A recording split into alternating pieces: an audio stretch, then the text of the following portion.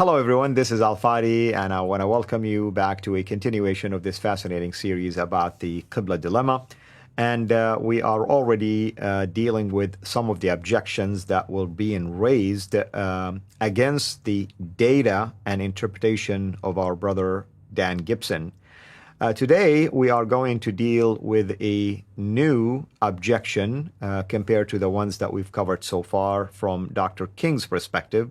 This time, we're going to deal with an objection that it's probably an objection that is raised by the vast majority of people because they bought into this idea that Petra, at the time of Muhammad, the time when Islam came into the scene, according to the traditional dating, was a ruin, basically, as a city that didn't exist. Therefore, the concept or the idea of having a Qibla facing towards Petra doesn't make sense. That's basically the justification of this argument.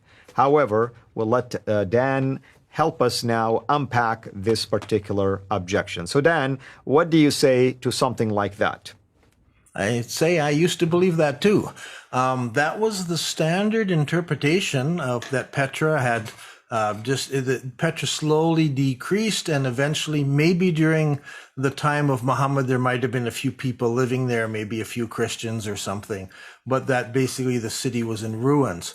That was the standard interpretation until 1998. And that's when the Petra scrolls were found. There was a church there. There are 4 church buildings in Petra. And in one of those, they were excavating, the archaeologists, and they were in a back room, and they found a whole bunch of burned papers. Unfortunately, they didn't sneeze when they found them because they were in charcoal-like papers. Was that like a Geniza? Was that like a Geniza, basically burning some documentations? No, well, I don't know exactly. They were just there. The walls had fallen down. Some of the things on top of them, they were preserved there. They got these documents out and discovered they were scrolls all wrapped up.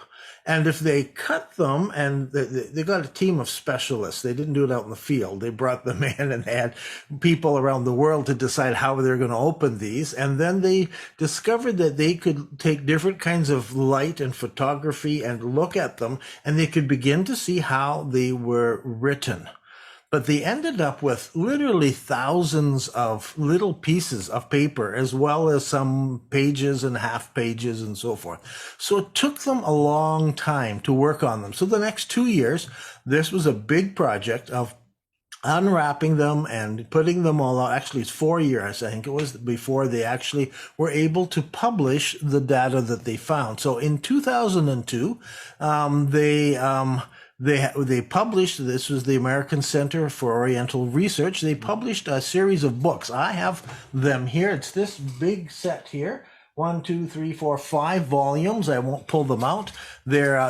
Every bit is a photograph, so I could be able to look at the photographs, and then they had went through and then they transliterated this all down, and then they translated it into English, so you can check both of these as you go along. And we have today the Petra Scrolls. There's some things we can learn. First of all, the Petra Scrolls are records of one family.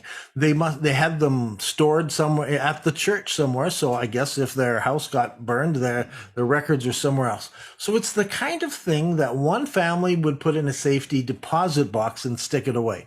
So not very exciting stuff. There are bills, there are receipts, contracts for marriage, court records, things like that. Just different transactions, a lot of tax receipts. And they just put them away for safekeeping, and they were safe kept all the way up until now. Now in this century, we can pull them out centuries and centuries later and look at them. What did this tell us? Right. It tells us that this was an active city. There were marriages going on. There were bills being paid. There were lots of different activities taking place, buying and selling and so forth. I mean, there was even a record of somebody stole something, and here's a record of stuff that was stolen out of the house and things like this. A lot of real estate transactions and describing the property and how far the boundaries were and where everything was. So this was an active city during the time of Muhammad. What's interesting is that when these scrolls were burned, Muhammad would have been a young man.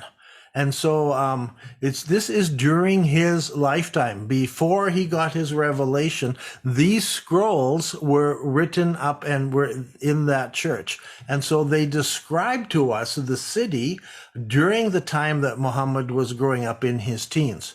So it's an active city. It's functioning very well.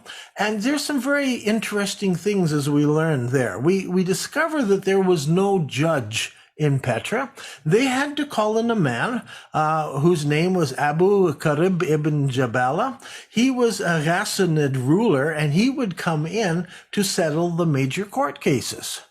And so the judge didn't even live in Petra, and he wasn't a Petra resident. He was from outside. So it begins to change our view of the city a little bit. We learn that Petra had 4 churches, and so there are 4, and we can go back and we can look at those 4 churches. Now, before we get all excited, the blue church, which they've excavated, fits about 100 people. The red church, or the ridge church, fits about 140 worshipers. The Church of St. Mary, which is the largest one, fits 360 worshipers. And there's a tomb that was a large tomb turned into a cathedral, fits about 300 people. So altogether, we have around 900 to 1,000 people would fit into the 4 churches for worship. So that counters the idea that this was a great Christian city. We don't get that idea from the papers, but this is a Christian family. But on the other hand, there are pagans, temples there, and they're still functioning. So if you say Petra was an empty city, there is proof that it was a fully functioning city, and that life was going on. And if you say, well, it was a Christian city, it doesn't appear to be a fully Christian city, as it were, because the population wasn't all Christianized. In fact, if you look at the archaeological footprint that's there, you will discover that only a quarter, all the Christian things fit into 1/4 of the city. In the northeast corner, there are 4 churches, and with that tomb.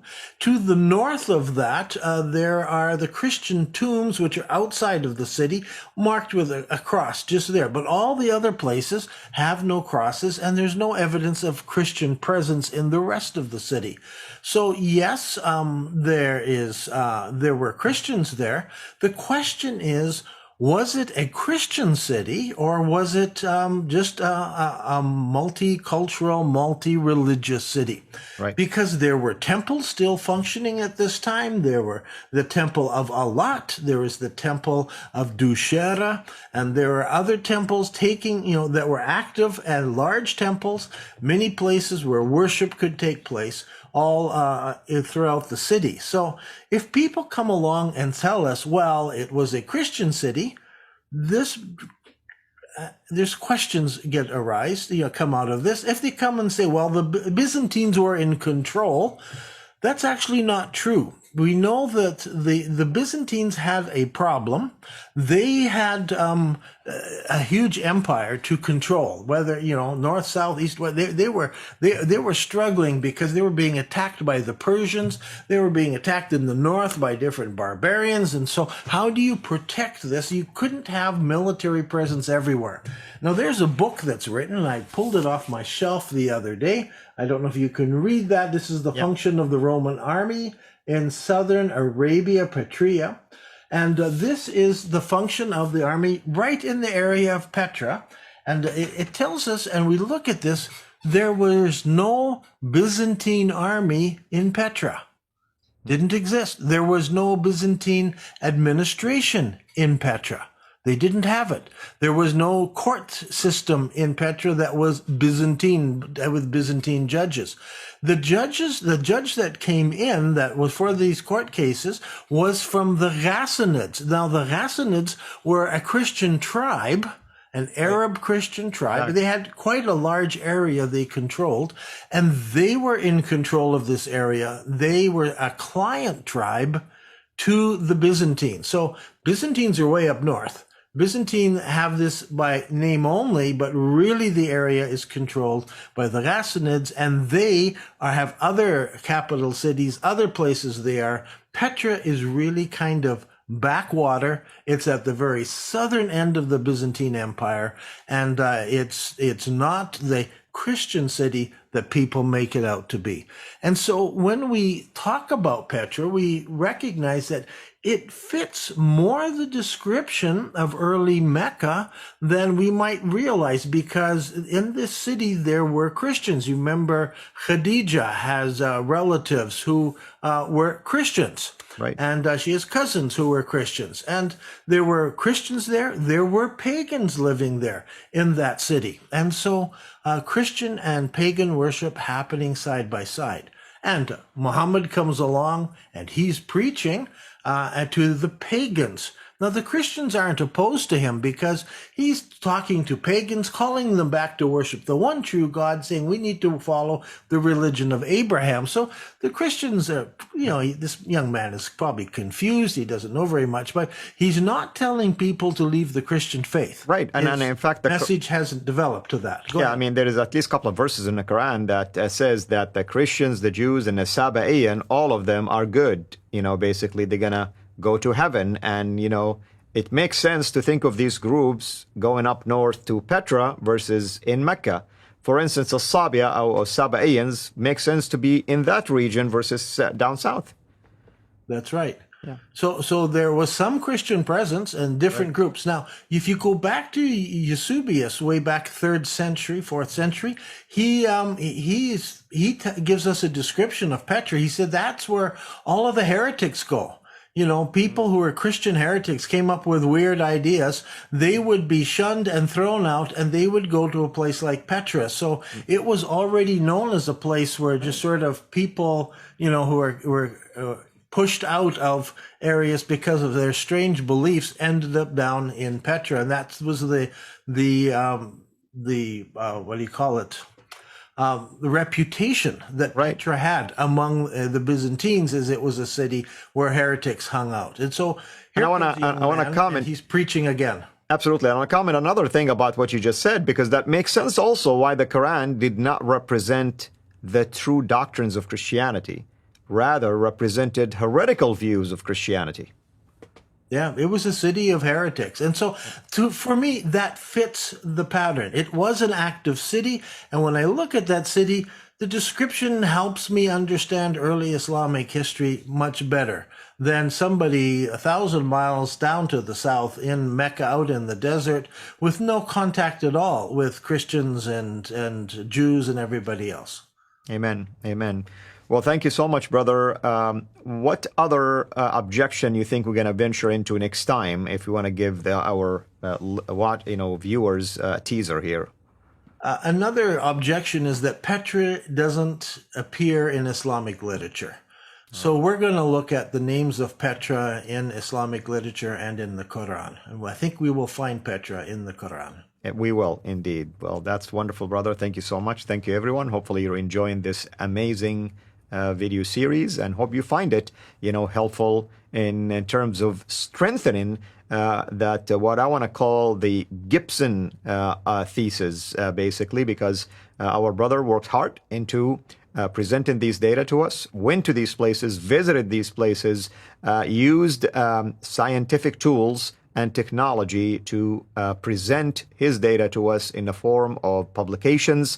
And we're hoping that his way of responding to these, while we call them logical arguments, at least from my perspective, they sound to me more on the emotional side than on the factual or scientific side. And that's what we're looking for.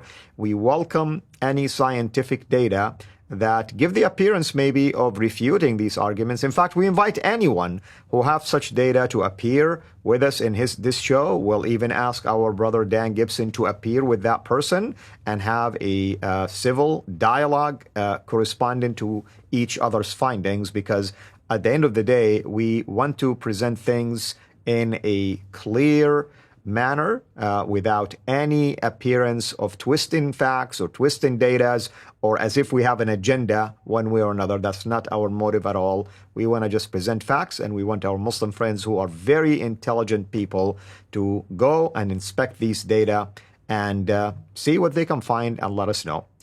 Until we meet again next time with another objection, everyone, have a blessed day. Thank you for watching this video.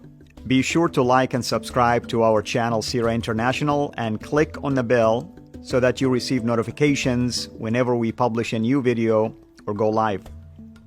I would also like to appeal to you to consider becoming a Patreon patron by clicking the link right below. By doing so, you can give towards the production of these videos. There are also other options for you where you can give to our channel. I thank you from the bottom of my heart.